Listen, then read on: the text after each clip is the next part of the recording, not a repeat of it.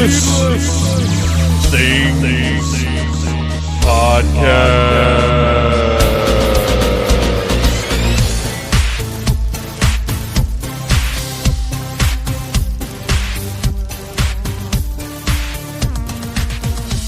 Hey, Phantomaniacs, welcome to the newest episode of the Needless Things Podcast, where we talk about toys, movies, music, and all manner of pop culture dorkery. I am your host, Dave, and this is the final Needless Things Podcast of 2018. It's crazy, and it's also that time of year, or I guess that part of the calendar, since it's going to continue into next week as well, where my schedule is terrible and it's hard for me to make time to record new episodes, and I'm never sure what to do. Fortunately, I sat down with our pal Ryan Cadaver before we recorded last week's Needless Commentary, which, by the way, was a conversation about any and everything while we watched Caravan of Courage, an Ewok adventure, which is the worst movie we have watched. Yes, even worse than Krull, believe it or not. But Ryan and I sat down before that commentary and talked about Aquaman. So that is the conversation that you're getting today. My original intent was for that to be the third mini-cast. And if you don't know, there is now a new thing called a Needless Things mini-cast, where it'll just be kind of a one-off conversation of some form, not necessarily an hour, maybe less, maybe a little bit more, but my goal is to keep them under an hour. But it's something where when I want to talk, but it's not really an episode, we'll do it. And I thought that's what Aquaman would be, but we ended up talking for a good bit about the movie because it is so big and it is so fun and there's so much to discuss. Ryan knows Aquaman comics a good bit better than I do, so we talked about that and how they relate to the film. It was a really good conversation, worthy of being a full podcast episode. And not that there's anything lesser about the mini-casts. They're just things that are like, come to me and I'm like, hey, let's talk about this real quick. But this one turned into a full episode, which is great because I needed something for this week because my original plans did not work out thanks to the stomach virus I suffered a couple weeks ago and one thing and another schedule-wise. Speaking of schedule-wise, last week I did get my week off of work, which was devoted to hanging out with the family as much as I possibly could, finishing up all the Christmas stuff like wrapping and watching Christmas movies. I for the first time, I think I mentioned this last week, I watched Miracle on 34th Street. I ended up buying it because I wanted to see it in black. Well, I wanted to own it, but I wanted to see it in black and white and not the kind of grotesque colorized version that popped up on television. And just, just had a nice relaxing week of not having to do anything. We basically just did what we wanted, and one of the things that we wanted to do was go see Bumblebee on Friday.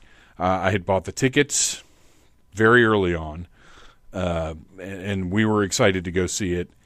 And there's been, after following Into the Spider-Verse and Aquaman, Bumblebee had a pretty tall order to be fun and satisfying after those two movies, which were very different levels of satisfying, but I would say equal in entertainment value. But Into the Spider-Verse is still by far the best movie I saw this year, probably the best movie I've seen in several years. As I sit down to write my best of 2018 piece for needlessthingspodcast.com, I'm kind of thinking about that more. But it's definitely my best movie of 2018. But Bumblebee was fantastic as well. And if you want to check out my review of that, it's up on needlessthingspodcast.com now. Matter of fact, it's the only thing, aside from this podcast, that went up this holiday week. Next week will be the best of 2018. I've got a couple other things planned. And, of course, whatever the podcast ends up being next week, which, as of right now, I am not sure because it's the beginning of the year, and I feel like it needs to be something special. But at the same time, because of my work schedule, I have no time to record anything. So here's what's gone down in the past week. I had my nice, wonderful week off. And then Monday night, Christmas Eve, I went into work. Horrible. I was very devastated by having to do that. I attempted months ago to get it changed in some way. And I was told, despite my 13 years of seniority, that there just wasn't anything that could be done. Okay, fine. I'm going to grin and bear it. I'm going to figure it out. I'm going to figure out the schedule of the things that we do on Christmas Eve as parents and make it happen. So I went into work, got home about 6 a.m., did the things you do, almost fell asleep for about 30 minutes, and then Phantom Jr. came knocking on the door to inform me that it looked like Santa Claus had visited. So that's exciting. You get up for that. We got up. We very carefully made sure there was no trace of any jolly old elf still remaining in the house. It was, after all, still dark out. And then we proceeded down into the Phantom Zone, where we keep what I think of as the party tree. It's the larger, brighter tree that's covered with more... the only ornaments we have are kind of either nerdy stuff or super Christmassy stuff like cartoon reindeer and stuff, but like downstairs is the even nerdier tree, and that is where Santa has in previous years left everything. And sure enough, big pile of loot left by Santa. Actually quite a few things I was jealous of, including the spider buggy from the Disney Toy Box line, which I might have to order one of those for myself. But so came down here rather, found all of the loot, packed it all up, took it upstairs, went through everything, looked at had varying degrees of awe and amazement and awesomeness, and then exchanged our family gifts, opened up the stockings, did the whole deal, played around with a few things, and then I had to get some sleep, a very brief amount of sleep, because that night I had to be in bed by 9 because I had to get up at 3:30 the next morning to go back into work. And this is what my problem was with that scheduling, was I worked overnight, got off Christmas morning, and then had to be back the morning after Christmas Day. That kind of turnaround is very difficult when you're young, and as I'm getting older, I'm finding it hard to go from nights to days when I have 3 days in between, let alone 24 hours. But anyway, it's what I had to do, so I laid down for a couple hours, I got back up, went upstairs, hung out in the playroom all day long, played with toys, watched movies. We watched Elf. We got in all of the movies that we hadn't yet gotten in over the course of Christmas time. So it was just, we had a great day. We had an absolutely fantastic day. I took the time that I had, the limited time that I had, thanks to thoughtless scheduling on the part of my day job, and made the best of it. And had honestly one of the more fun Christmases we've had. And not that any of them have not been fun, but we really, really had a nice time as a family that Christmas day. And then I worked yesterday, I worked today, I have tomorrow off, and then I go back Saturday and Sunday night. It's great. But you know what? The silver lining to that is I'm back on my regular schedule of nights, so that means New Year's Day and New Year's Eve, I am off nights, and I don't go back until Wednesday night. So I've got a good chunk of time off to celebrate the New Year with the family. And that, at the end of the day, to me, that is the key, most important thing, is to have that time with the family. So, we made it through the disastrous Christmas scheduling, and now we just go on, cruise on into the new year, looking ahead and continuing to make the best of everything in the best way that we possibly can. So there you go. I'm right as of right now. I've made it through the shit schedule I'm seeing the light at the end of the tunnel. Tomorrow, I've got tonight off, because when you go from days to nights, technically you sort of, for me anyway, because my natural schedule is night owl. It left with no responsibilities whatsoever. I would be up till around 3:30 in the morning and get up around 10, 11, depending on how comfortable I am when I wake up. Depending on if anxiety and stress have caused me to grind my teeth to a degree that my muscles have seized up, or not. And with no responsibilities, I would assume I would sleep really, really well. But anyway, there you go. That's what's been going on with me. Looking ahead to the new year, going to make the most of it that I possibly can, as I start out every year thinking. And we will have a best of 2018 episode of the podcast sometime in January with all of the irregulars, hopefully live and in person.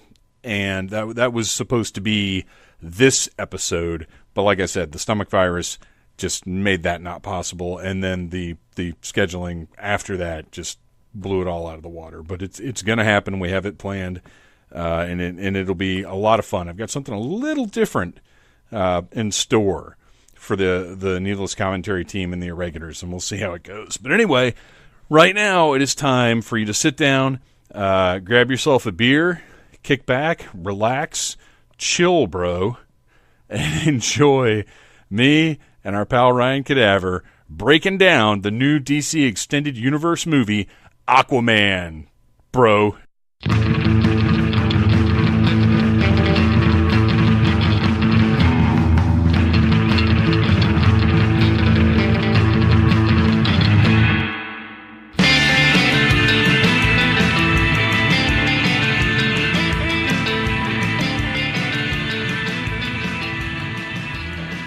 All right, it's time to talk Aquaman with our pal Ryan Cadaver. Ryan Cadaver, you saw Aquaman last night.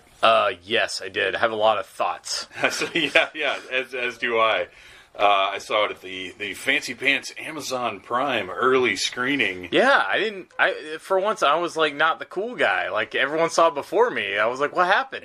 Every once in a while, the sun shines on a cod's fecal hole.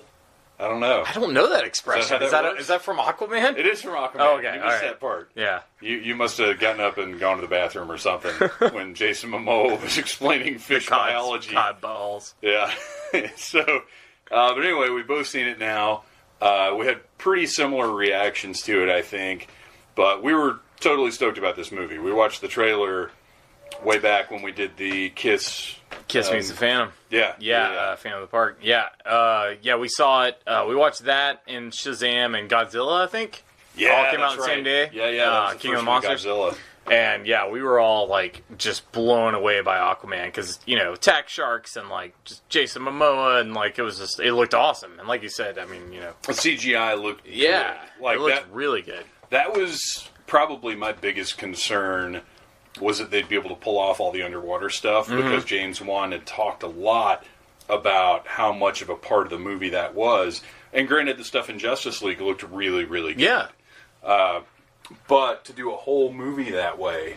Yeah, I mean, so that's one of the things I was thinking about. I was like, I hear like a lot of people talking about it that are like, oh, there's so much CGI. And I'm like, but there's no other way to shoot a bunch of actors underwater. Like, it's not possible. Well, and also, it's not distracting CGI. No. Because it's all there. Like, one of the things that I was thinking about while I was watching the movie is they've got all these sharks, all these giant sea dragons, so much underwater life. Oh, yeah.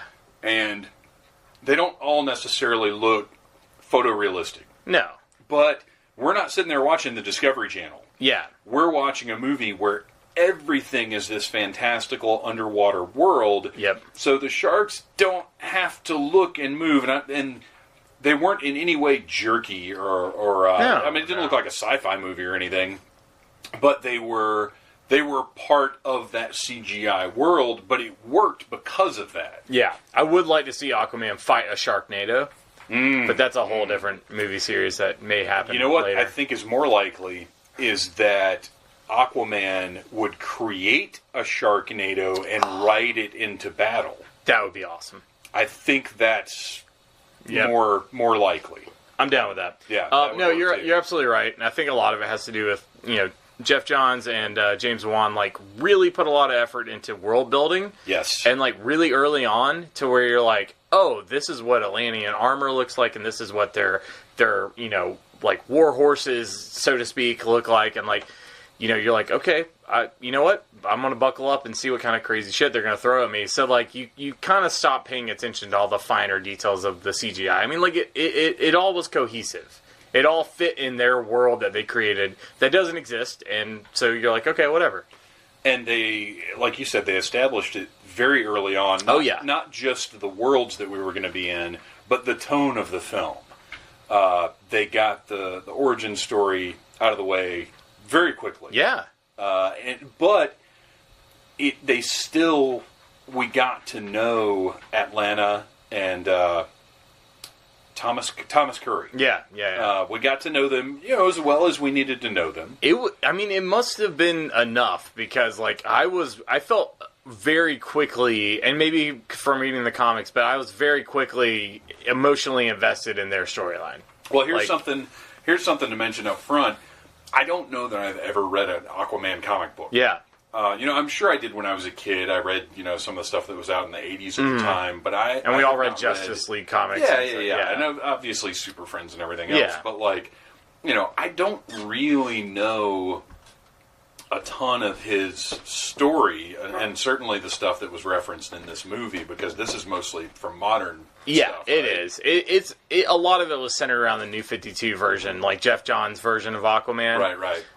Which actually is my preferred version of Aquaman, because, I mean, he did take a character that's, been the butt of every joke and, like, take him and make a really interesting, deep character that shows how powerful he is very often, and you're like, oh, he's not someone to be fucked with or to joke about, So, and they very quickly established his powers and everything. So, like, it's very much based in the modern telling of Aquaman, and that's pretty much the main stuff that I've read. I'm a really big fan of Jeff Johns, so like I when I heard he was doing Aquaman, I was like, that's really weird. I want to see where this goes, and I was not disappointed.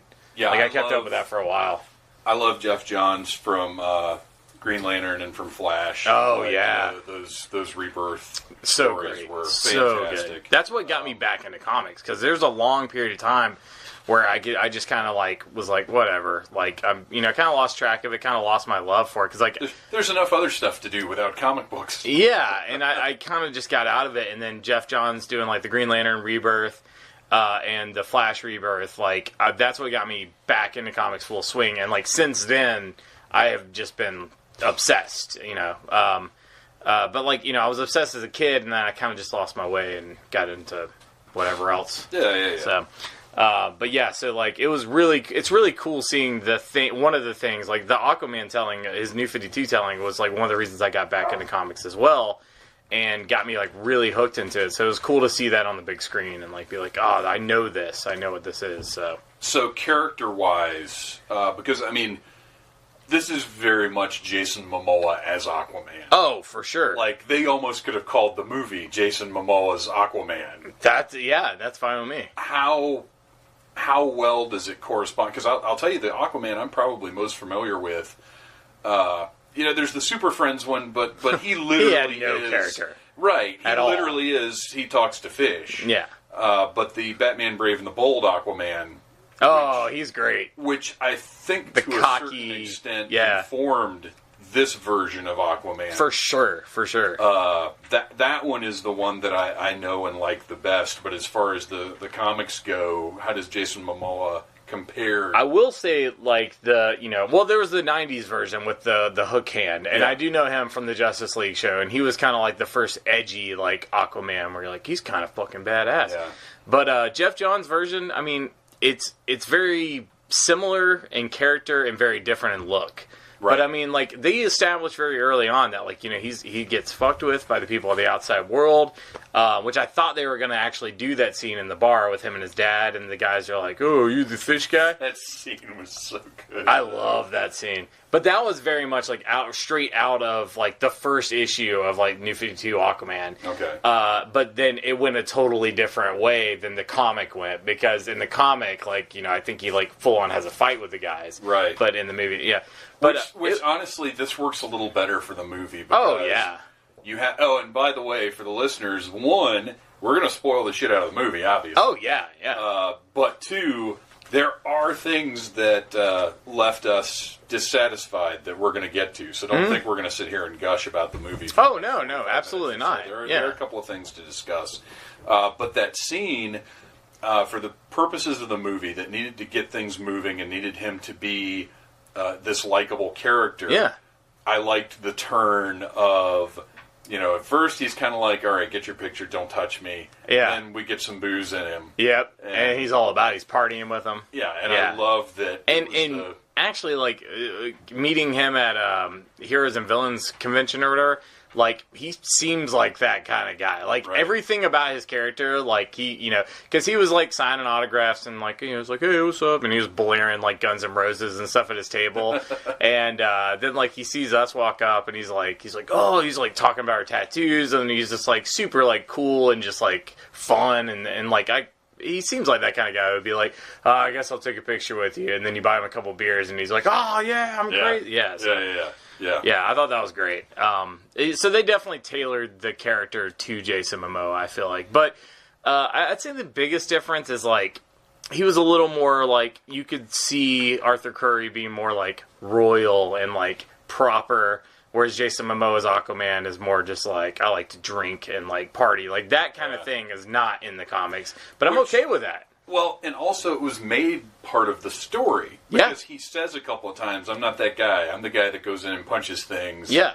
Like, they do make a point I'm missing happy hour for this. Right. So, yeah. Right. This Aquaman, is not regal. I mean, he really doesn't even hardly know his royal heritage. Yeah.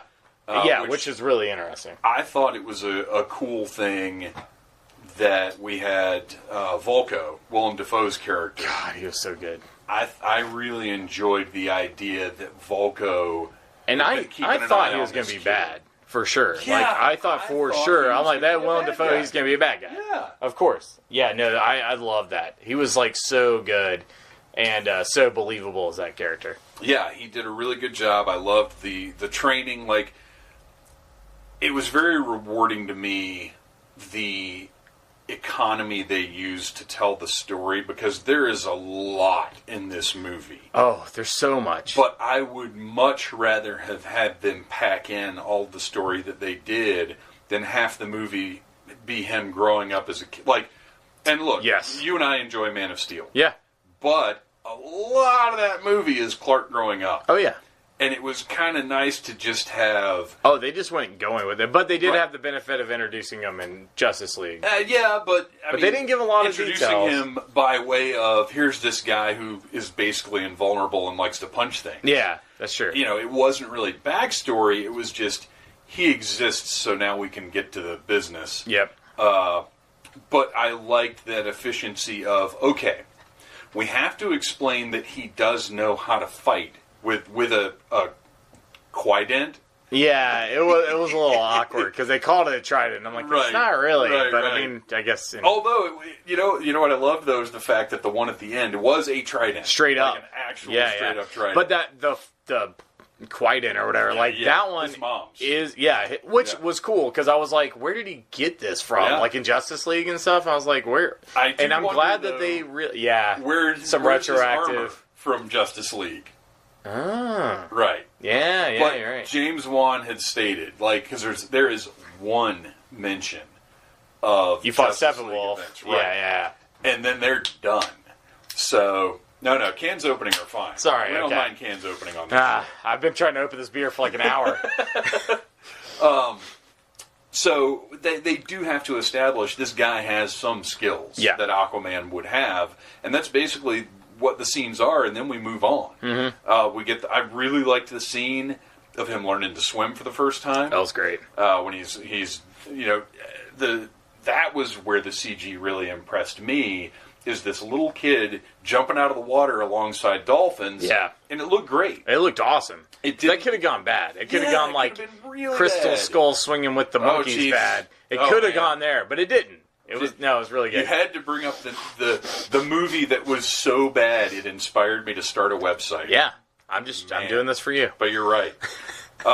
It could have been really cheesy, but no, it worked. Yeah, they did a great job with it. There's a lot of stuff that towed that line where this could be cringeworthy, but then then it pulled it off, and you're like, okay, all right. Well, I mean, you got to think about the whole idea of the Atlantean warriors riding around on their giant seahorses. Could have been, oh my gosh, I owe everybody a beer. Atlantean warriors riding around on giant seahorses. Like, you have to handle that delicately, or you have to just straight up go all out. Yeah. And they straight up went all out. That's what I love about it. Not only are there seahorses, there's sea dragons, there's sharks, there's Orm's giant crocodile creature. God, that was awesome. Dude, when he attacked that submarine.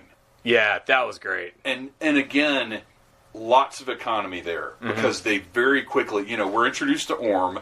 Yep. And we have Patrick Wilson, who, to me, was the star of the movie. He was great. He was amazing. Because he did everything from pulling off seeming like a king to being a champion gladiator that all the thousands of Atlanteans are cheering on. Yeah. To being a badass warrior to being like crazy a general to being dictator. A little villainous. Yeah.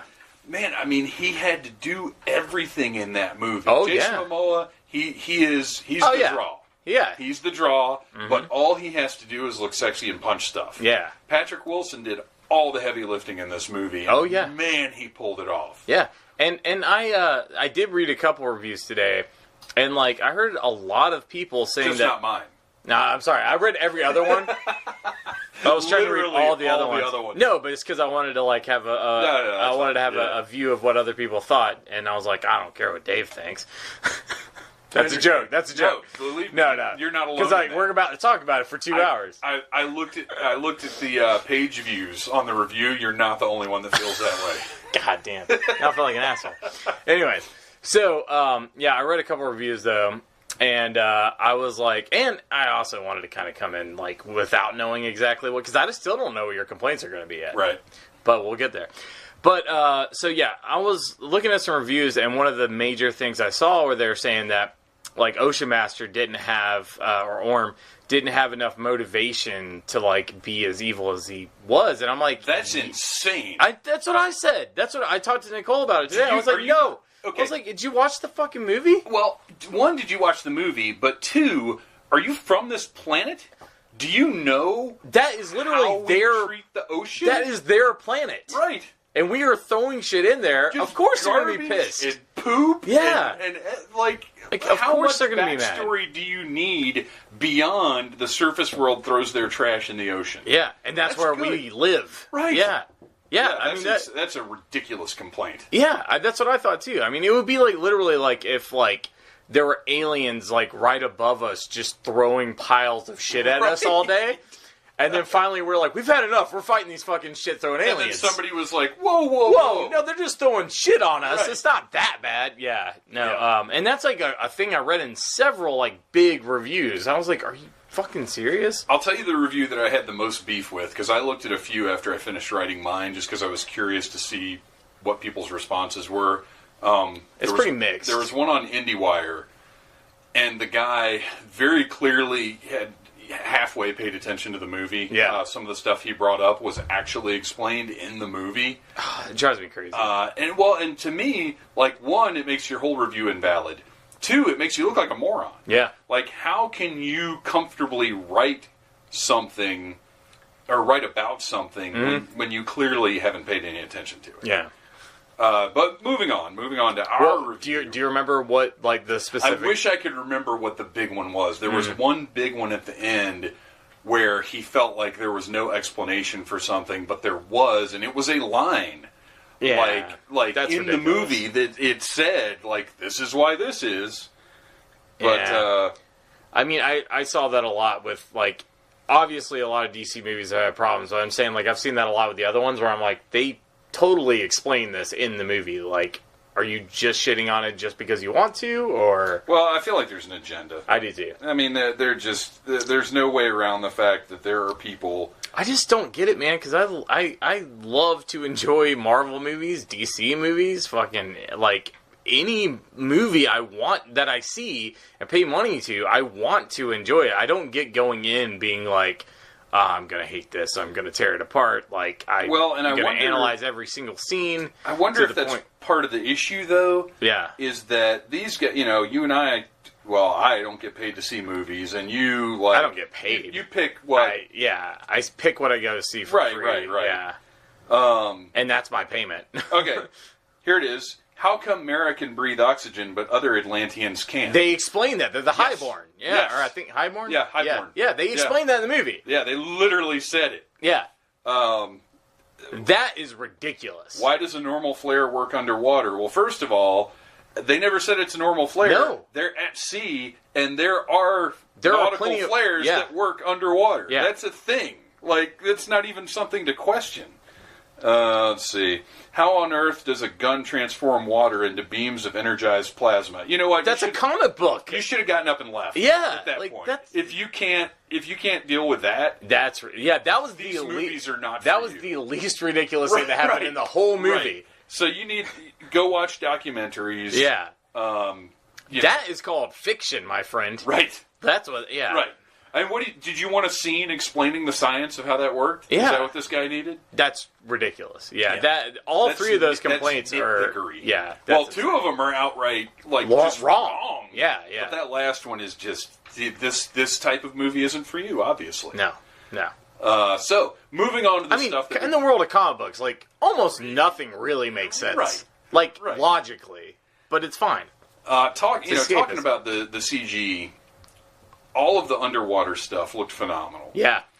The seas looked alive. There was always stuff going on. There was like one or two scenes where I was like, ooh, that doesn't look good. But it wasn't like major stuff. Like there's one scene with Orm, and he had like a gold cape that was like flowing behind him, and I was like, that looks like 1992 graphics on his cape. I don't know. And that bothered me because like I wanted to just pay attention to what he was saying, but I kept looking at his cape, and I was like, it looks really bad.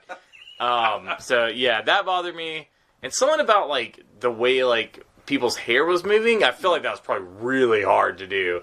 But like some of it felt really good, but occasionally you'd see some weird movement, like Jason Momoa's beard and stuff, like move a weird way, and you're like, that doesn't seem right at all. I'll agree with you that some of the hair looked better than others, but when it looked good, it looked great. It looked fucking Dolph amazing. Lundgren's hair looked amazing. Dude, everything about Dolph Lundgren. He was so good in this movie. He was outstanding. I can't remember his character's name. I don't know. Redhead King. He's the greatest. Right. Yeah, he was, his delivery was so good, and it took me a second to realize it was Dolph Lundgren. Yeah. Because of the red hair and the beard. Yeah. I was like, man, whoever this is really good. It's somebody familiar, and then, it took like a minute. I knew it. I was like, oh my gosh, that's Dolph Lundgren. And that's the cool thing about not watching a lot of promos and trailers. I had no fucking idea. I don't even know if he's in the promos, but... I had no idea that Dolph Lundgren was in this movie, so that was super cool. And I forgot that Willem Dafoe was in it, actually, until I saw it. I knew he was in it. I'll tell you the moment that apparently is in new trailers, and honestly, could have been in the original trailer, but without context, I didn't really know. But the fucking giant kaiju. God, that thing was awesome. No, I had no idea about that. That was bad. Yeah. No. Voiced by Julie Andrews. Oh, shit. Yeah. All right. Yeah, that makes sense. But his whole conversation with her, I really loved how initially his ability was to sort of have some influence over marine life. Not fish, marine life. Yeah. Sort of have some influence and to be able to sort of empathize more so than speak. Mm-hmm. And then once he gets the trident, it's straight up he can talk to them. She's the first one because she has a higher intelligence that he can actually have a conversation with. Yeah. I thought that conversation was really well done. Oh, it was great. Actually, I love the whole like Earth's core part. Like everything in this movie looked fucking beautiful. Mm-hmm. Like it really did. Like the scenery and shit. Like them fighting on the beach.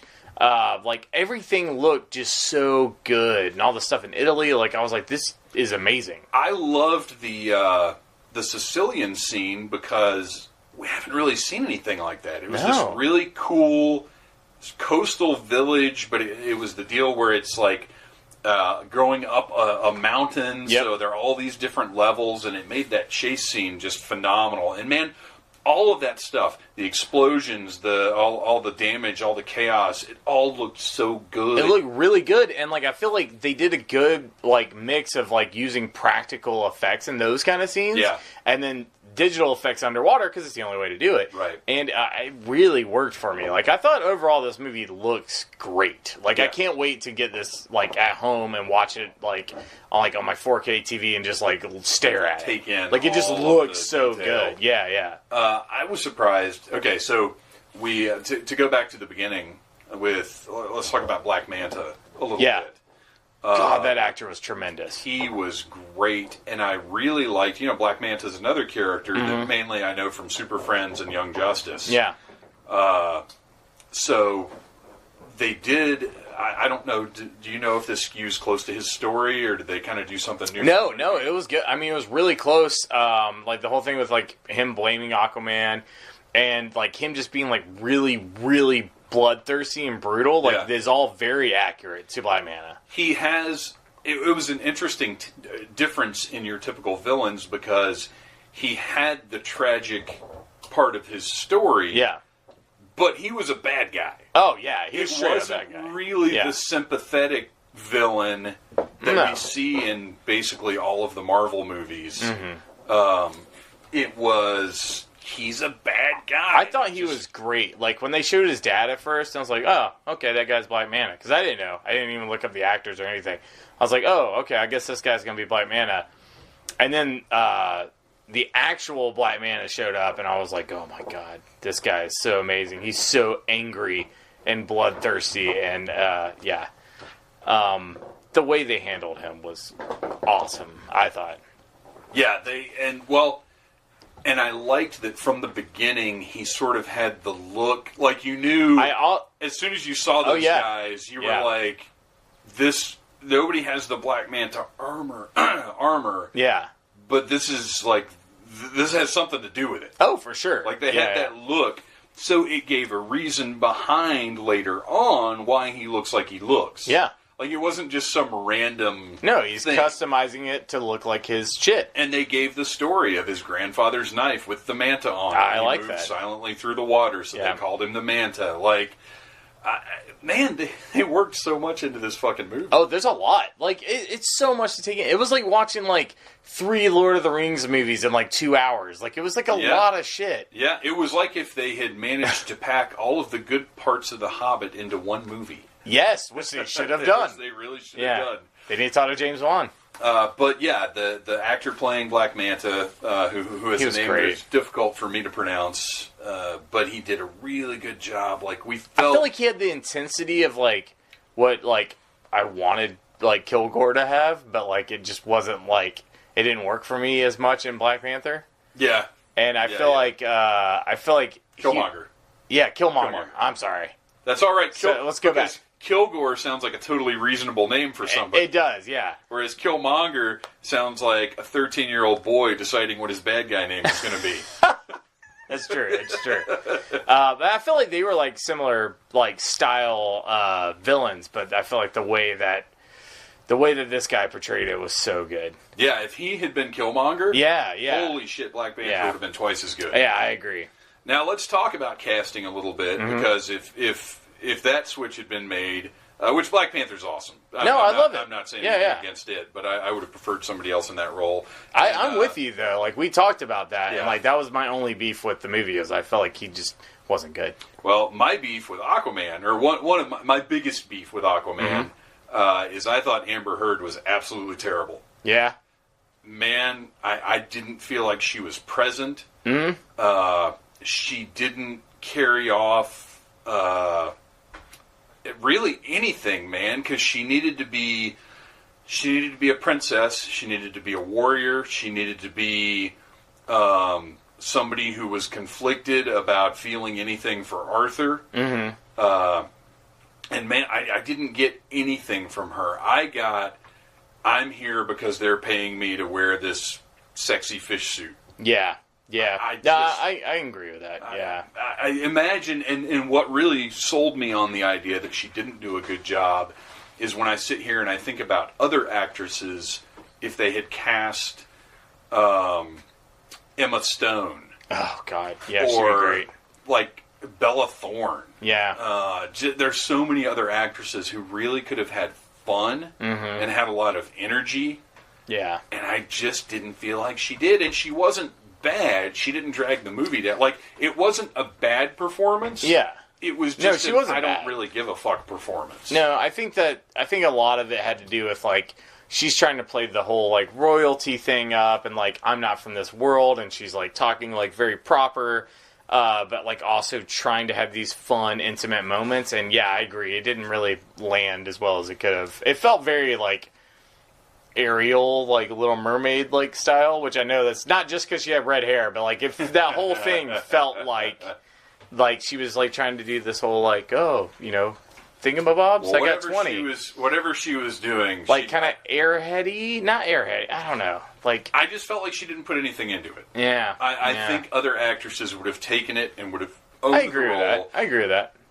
Because if you look at Jason Momoa, okay, let's imagine instead of Jason Momoa in that role, it had been Ethan Hawke. Why? Sounds terrible.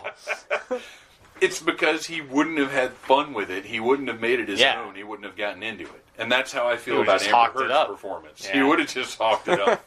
Yeah. Yeah, just think about, what was it, Sinister? What was that movie? He just sleepwalked right through that fucking movie. That's how I felt. Yeah, I liked the movie. I just didn't like him. Like, I liked everything else. Yeah.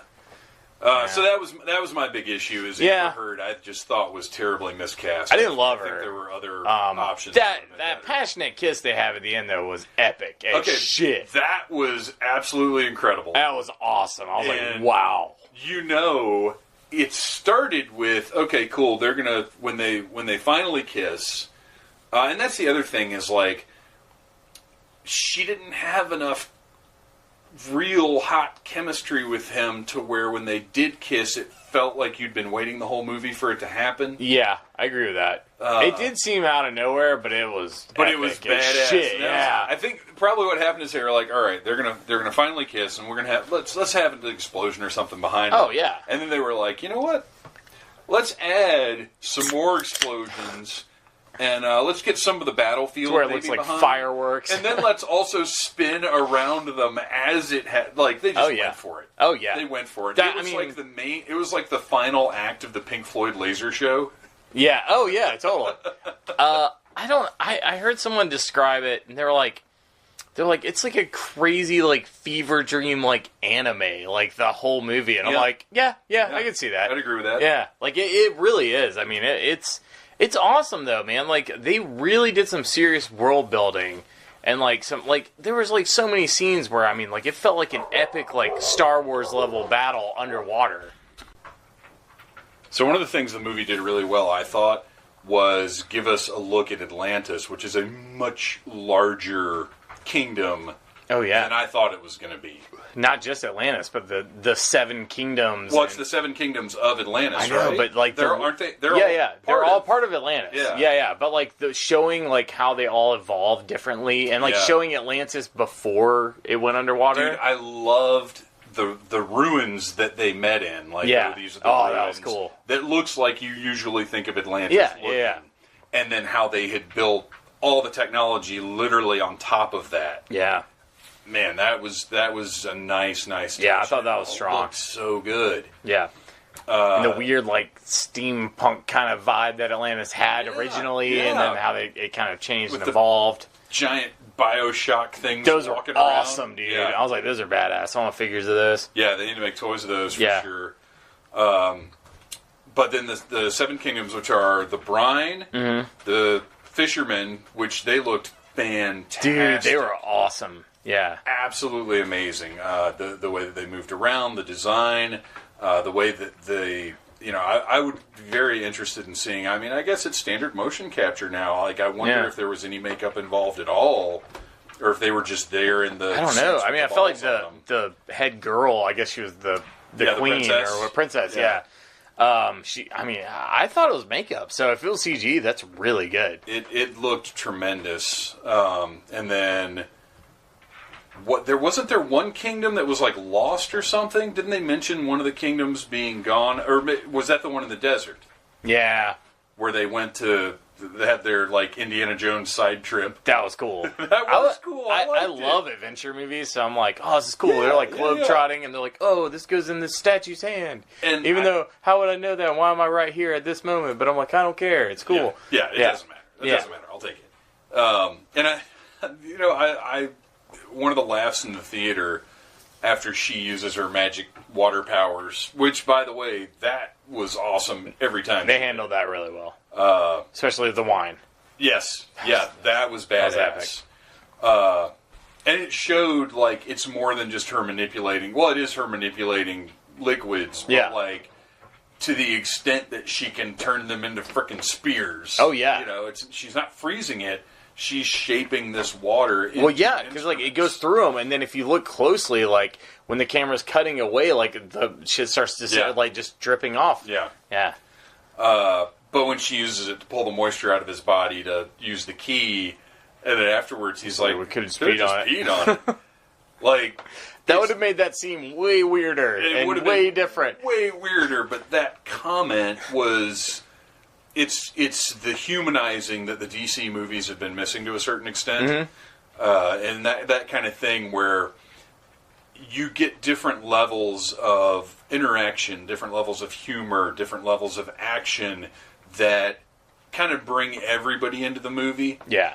It doesn't feel like it's as aimed at one specific... Like, I feel like there was something for everyone in this movie. Yeah. There's little kids can enjoy it. Phantom Jr.'s 11 now, and he's gotten a little more sophisticated with what he enjoys. But like this definitely spoke to his level.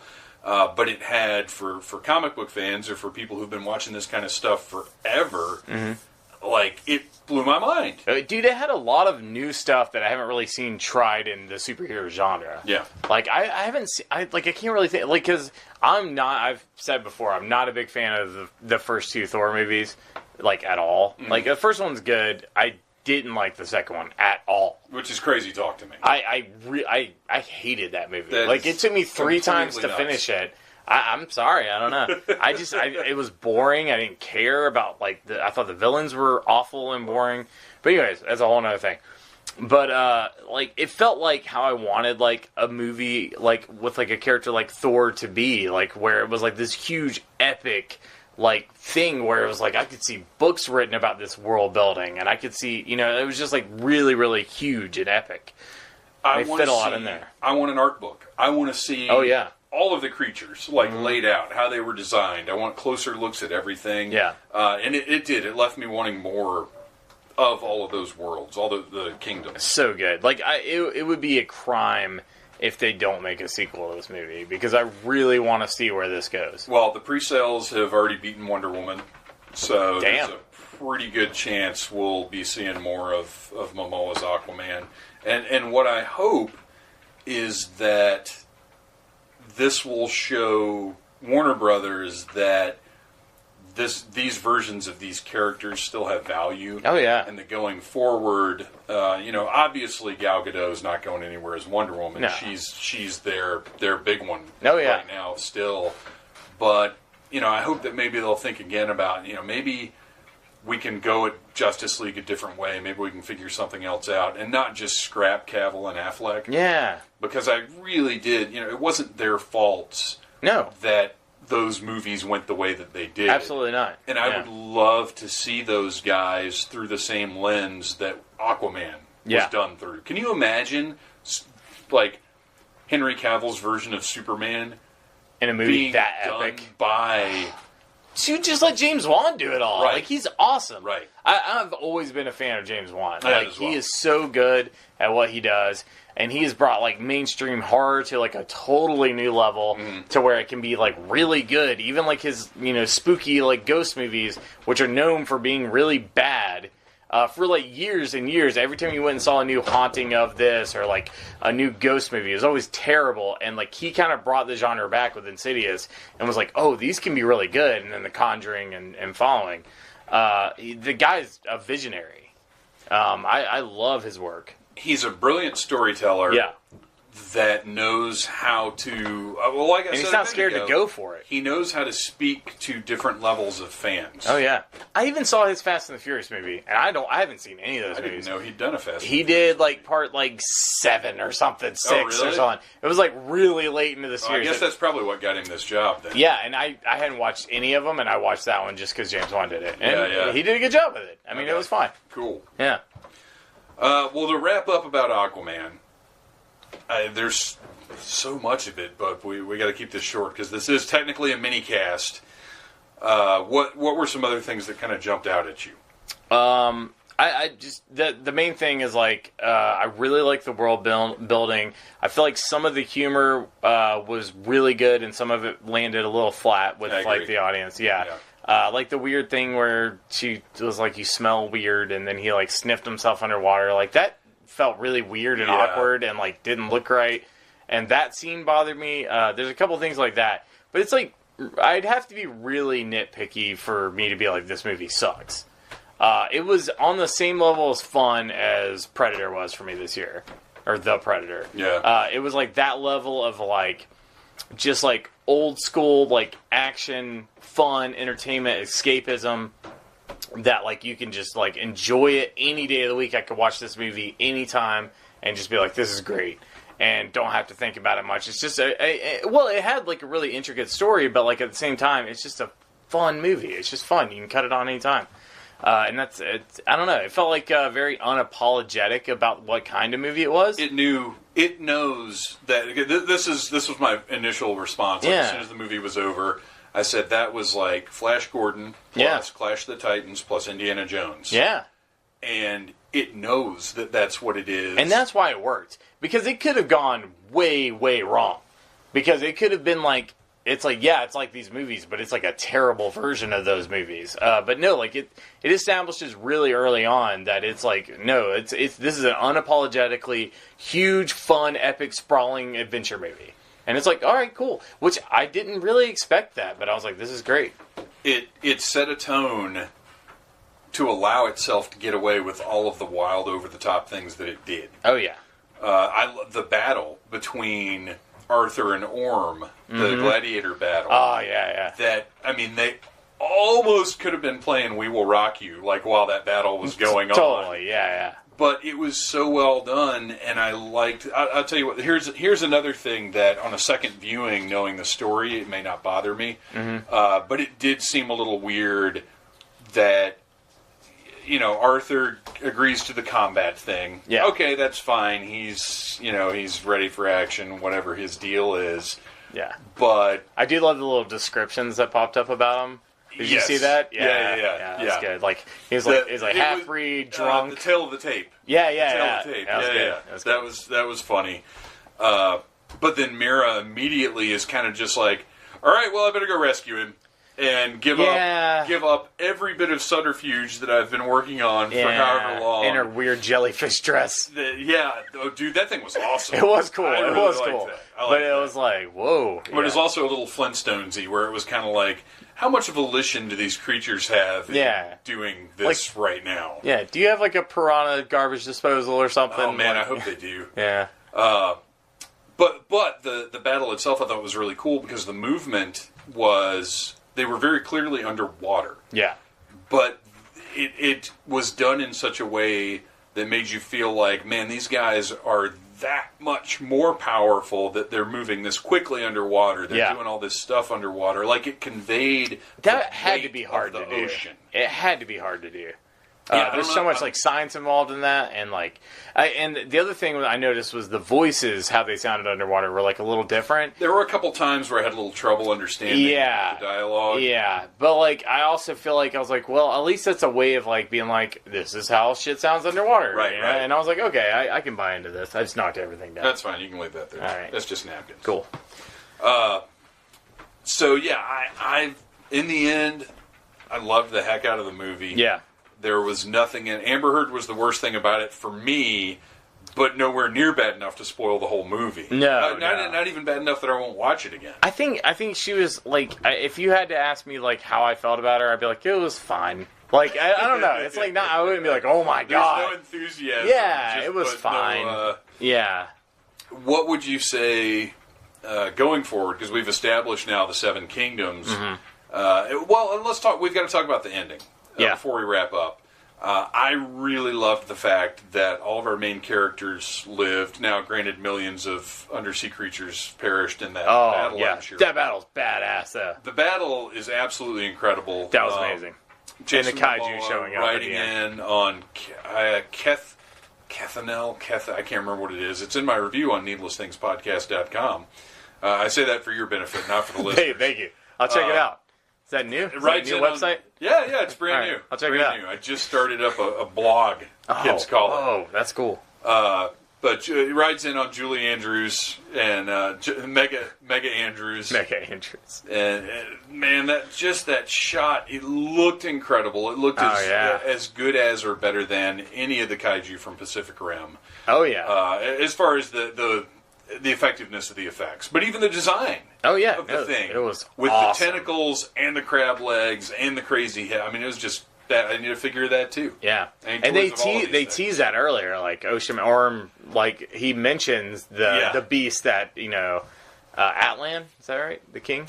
King Atlan. Yeah, there's a lot of Atl in all of this stuff. But they mentioned like King Atlan, like that's like the one thing he feared was that creature, and I was like, oh, I hope we see this creature, and we did. And at the end, when he's retrieving the trident, and we see all of the tentacles, and you're like, oh, is it just is it like the Kraken? Is it a giant squid? Yeah. What is it? I was kind of worried that it was going to be like some lame like thing you don't actually see. Yeah. Like, I don't know. No, you full on see it. We saw it. Yeah. I saw Jason Momoa ride it into glory. I know. I was like, fuck yeah, this is everything I wanted out of an Aquaman movie. And it really was. That last battle so over-delivered. I don't know if we've mentioned the battle sharks, but holy shit. Battle sharks. That was fucking awesome. There are other movies where the battle in Sicily would have been the final battle of the movie. Oh, yeah. And I would have been okay with that. Yeah. Like, at that point, epic. I was like, okay, we've got to be closing in on the finish. I don't know how he's going to confront Orm, but we got to be getting there pretty soon. And then there's like a whole other section of that war with the brine. Yeah. So, how do you feel? I will say this is one thing that I've heard, like, conflicting things on. How do you feel about Black Manta, like, kind of being taken out early and being saved for later? I'm okay with that. Yeah. Because I feel like we got enough of Black Manta's story in this one. And it made sense because he's working with Orm. Yeah, I called that immediately. Yeah, I did too. I was like, as soon as that submarine showed up, like when they're having the meeting, I was like, yeah, they're working with Black Manta because how else would they have the submarine? Why would he? Yeah. Well, and I think that's a story that's been done before with Black Manta, right? Yeah, it is. I think they did something like that in Young Justice. Yeah, they did. Yeah. I was like, well, he's always worked kind of like with them. He's a mercenary. Yeah. He worked for the highest bidder, and he wants to kill Aquaman. But yeah, we got as much of Black Manta as I felt like we needed. My only disappointment was at the end. I was positive Deathstroke and Luthor were going to pick him up out of the ocean. God, that would have been awesome. But I felt like that would have happened. But I feel like they're kind of like, I don't know. I don't know. But instead, it was weird little science guy. Yeah, is he like a character at all? I don't know. Yeah, I didn't look up his name. I looked up his name. It didn't ring any bells, but I didn't go to DCpedia to verify. That's what I do on Gotham. Every time they mention a name, I'm like, wait, who's it? Yeah, right. Sweet. Who's this going to be? Yeah.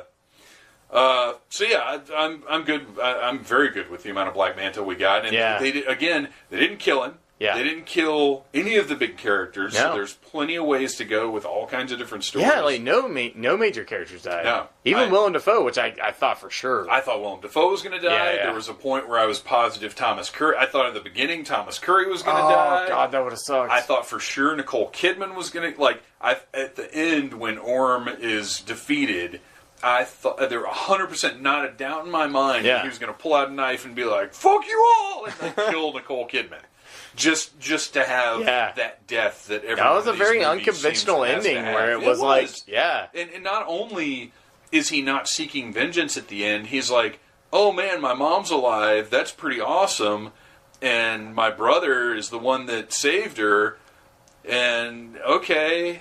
And he's like, maybe I am an asshole. Yeah, I don't know. Maybe I need to rethink some things. Yeah. Like, yeah, he seemed great. like... Yeah, I was like, that's crazy. The only real villain was Black Manta. Yeah.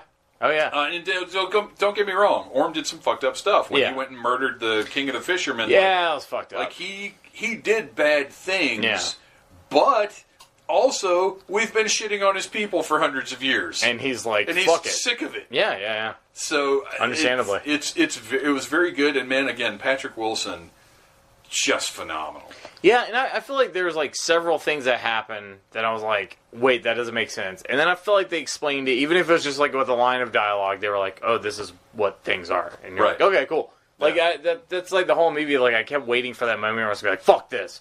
And I was like, no, I'm all right with this. Yeah, like, sometimes that's all you need is just that nod or that moment where it's like, here's why you shouldn't worry too much about that. Yeah, because like I do understand that it's a 2.5 hour movie, and they were trying to fit like 7-hour movie like in that time frame. Like, so I feel like they did a really solid job because that could have gone very wrong. Yeah, there at no point.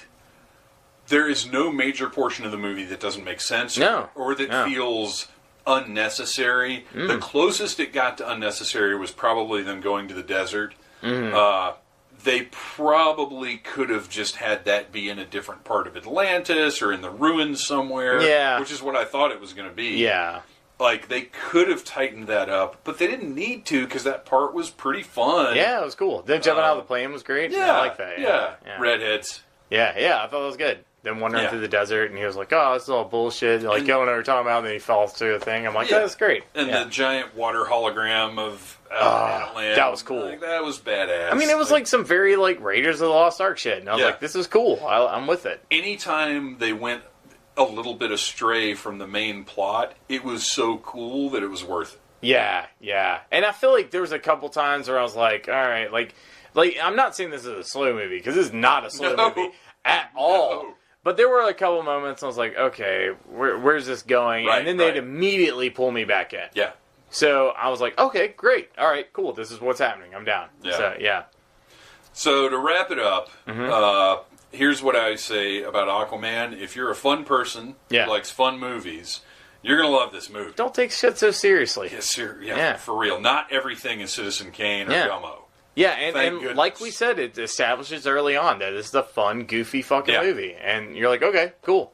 Yeah, if within the first 10 minutes we have Nicole Kidman kicking the shit out of guys wearing suits that are full of water so they can operate on them. And how the fuck did they see? They're Atlanteans. You're right. They're Atlanteans. I'm writing that in my review. I'm going to be like, they couldn't. How could they see? This movie sucks. Horse shit. Yeah. Well, and you know what? That's the thing I thought about this. If I wanted to sit down and write a review that tore this movie apart, I could. Oh, yeah. But I'm not an asshole. Yeah. Like, I like fun. Yeah. So that's not my purpose. I feel like I could write a negative review of literally anything you put in front of me. Yeah. If I really wanted. I mean, it's all subjective. Yeah, exactly. Yeah. I feel like at the end of the day, like, James Wan knew exactly what kind of movie he wanted to make, and he fucking did it. He wanted to. Oh, damn, that was good. Yeah. But no, I feel like he went for it. He was like, fuck it, this is what I'm doing. If people don't like it, I don't care. Like, this is what I'm doing. And I feel like there was, I don't know any of the backstory, but I feel like there wasn't a lot of involvement from, like, the big studio. I feel like he did his movie. I think you're right. I think you're absolutely right. I don't see, he said from early on that you won't see a whole lot of Justice League in this. Yeah. And I feel like that's a decision that they allowed him to make. Yeah. And then stepped back and said, we're desperate. Yeah. You do whatever you're going to do, because this thing at this point is either going to sink or swim. Yeah. And as we all know, Aquaman can swim, goddamn. Well. Yeah. All right, I think we're done. Are we done? Yeah, we're good. All right. I give it a 8 out of 10. I liked it. I don't do numerics anymore, but I'll give it a 4 out of 5. Oh, that was good. I thought you meant 4 out of 10. I was like, what the fuck? Well, it goes against everything. Thanks for talking about Aquaman. Thank you. Thanks for having me. I have not yet gone to see Aquaman again, I still really want to see it in 3D. I think it deserves 3D. And I've actually seen, since we recorded that, I've seen a few things online suggesting that IMAX 3D is really the way to go. Pardon me, I'm having a little blackberry ginger ale with just a splash of Captain Morgan in it. It's not as good as my cranberry ginger ale, but it's not diet, and it's like pre-mixed blackberry ginger ale, and it's okay, but it's just what was down here when I got down here and realized that I really would like to have just a little drink to close out the final Needless Things podcast of 2018, episode 245. We're just 5 weeks away from episode 250. I have no idea what 250 is going to be, but you know what? I do have an idea of what a bunch of next year's episodes are going to be, because I sat down at work when I got in Wednesday morning, and I was like, I don't feel like writing anything specific, but maybe I could just throw some ideas out for podcast episodes, because I've got a few things that are banked. I've got a couple of Mike Gordon episodes that I need to get to, and actually he was going to be part of the commentary last week, but we couldn't work the scheduling out. But there are some very, very cool things on the way. And you know, as always, I hope that I can do more cool interviews, but it's just, it's hard to stay up for those. It's hard to send out, hey, you want to talk? And constantly find different ways of people saying no. Sometimes after they've said yes. And I've got a great idea for another one with Adam Paulus, but that's for the future. I love you guys. Thank you for listening to the Needless Things podcast. You're the best. You can find the show on iTunes, Stitcher, Downcast, or in the ears of a Trader Vic's employee. Love you. Mean it. Uh-huh.